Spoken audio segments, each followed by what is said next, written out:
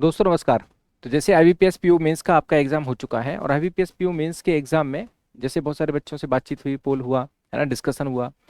अब किसी किसी का अटेम्प्ट कम है, किसी का ज़्यादा है। ऐसा भी हुआ है कि बहुत सारे बच्चों के देखो मार्क्स वाइज में बात कर रहा हूँ, यहाँ पे जो बात कर रहा हूँ मैं वो कर रहा हूँ मार्क्स वाइज।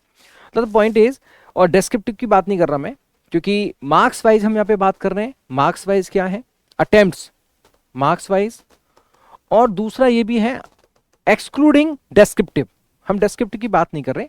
ठीक है, यहाँ पे जैसे एनालिसिस का पॉइंट ऑफ व्यू से कहें तो 2 शिफ्ट में आपका एग्जाम हुआ। और रीजनिंग में अगर मैं ओवरऑल कहता हूँ तो जैसे इनपुट आउटपुट किसी ने किया, किसी ने पैरेलल की सेटिंग कर ली, ऐसा नहीं था। पेपर का लेवल मैं रीजनिंग में कहूँ तो पीओ मेंस के पॉइंट ऑफ व्यू से मॉडरेट ही कह सकते हैं। पीओ मेंस के पॉइंट ऑफ व्यू से मॉडरेट कह सकते हैं, इसको बहुत हाई नहीं कह सकते। आप जानते हो पीओ मेंस का पेपर कैसे आता है। ठीक है, तो मॉडरेट ही लेवल हम कहेंगे इसका, मॉडरेट ही था। क्वांट आपको पता है टफ ही आता है हमेशा, है ना, बहुत मुश्किल से क्वेश्चंस होते हैं। तो रीजनिंग में 15 प्लस का मार्क्स वाइज अटेम्प्ट तो होना चाहिए। आई एम नॉट सेइंग कि 15 क्वेश्चंस, क्योंकि आपके 2 नंबर के सवाल हैं और 1 नंबर का सवाल है। तो इस तरह से मार्क्स वाइज 15 प्लस तो एटलीस्ट होने चाहिए। अदरवाइज 20 प्लस भी अटेम्प्ट किए हैं लोगों ने, 18 प्लस भी मार्क्स वाइज अटेम्प्ट किए हैं, है ना। 15 प्लस तो एटलीस्ट होने चाहिए।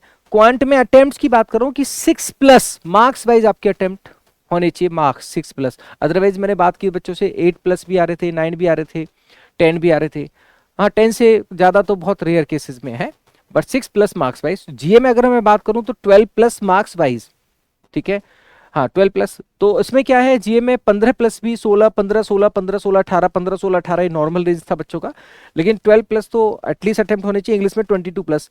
तो मैं ये नहीं कह रहा कि ये एटलीस्ट है, मतलब इतना तो मिनिमम आपका अटेम्प्ट मार्क्स वाइज जाना चाहिए। इससे ज़्यादा भी आपका अटेम्प्ट बिल्कुल जाएगा। किसी में हो सकता है रीजनिंग में किसी ने 18 कर दिए, किसी ने क्वांट में 5 6 ही हो पाए, डीजीए में किसी ने 20 कर दिए, इंग्लिश में 25 कर दिए। तो ऐसा ओवरऑल अगर मैं कहूँ गुड अटेम्प्ट की बात करें मार्क्स वाइज, या गुड अटेम्प्ट है, तो वो 60 प्लस मतलब 61 प्लस तो होना ही चाहिए।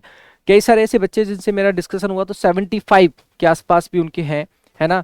70 प्लस हैं, 65 के प्लस हैं, बट फिर भी 61 प्लस तो आपके होने ही चाहिए।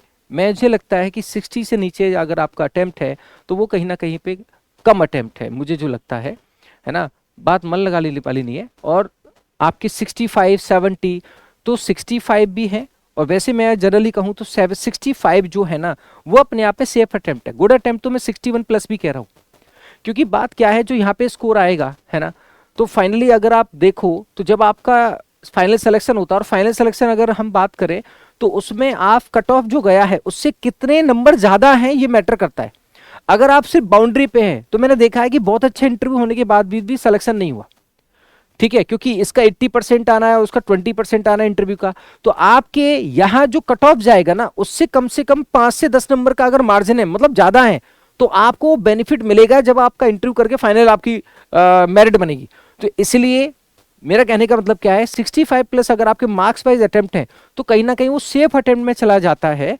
ठीक है, 65 70 वाला जो केस है, 61 वाला प्लस गुड अटेम्प्ट है। लेकिन डिपेंड करता है कि आपकी एक्यूरेसी क्या है। अगर यहाँ भी एक्यूरेसी में 2% 3% भी कंप्रोमाइज हो गया तो बहुत दिक्कत होने वाली है।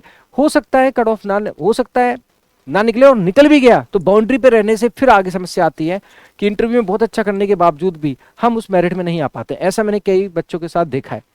तो ये है एक तरह से, अगर आपके 65 प्लस है तो कहीं ना कहीं आपके चांसेस बहुत बेहतरीन है, अगर आपकी एक्यूरेसी भी अच्छी है। ठीक है, क्योंकि बहुत ही ऐसा नहीं है कि 80 प्लस और 90 प्लस ऐसे करने वाले, बहुत रेयर केस कर दिया अलग बात है। लेकिन जनरली मैंने देखा है कि मोस्ट ऑफ द जो अटेम्प्ट है वो गए हैं, वो कहीं ना कहीं 65 और 75 के बीच में ऐसा अटेम्प्ट ज्यादा से ज्यादा गया है।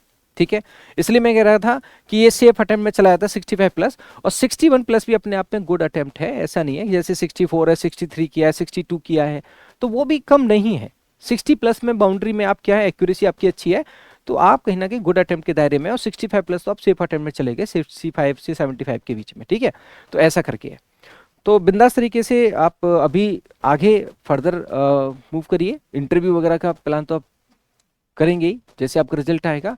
और जो आपने कर दिया अच्छा कर दिया, है ना। अब इसमें ज़्यादा बहुत ज़्यादा विचार मत करना, ठीक है, let's see, let's hope for the best. और मैं यहाँ पे भी आगे क्लासेस स्टार्ट करूँ इस चैनल पे, क्योंकि अभी आगे माहौल बनने वाला है 2025 को लेकर, तो चीज़ें हम करेंगे back to back. Thank you so much, God bless you, Radhe Radhe.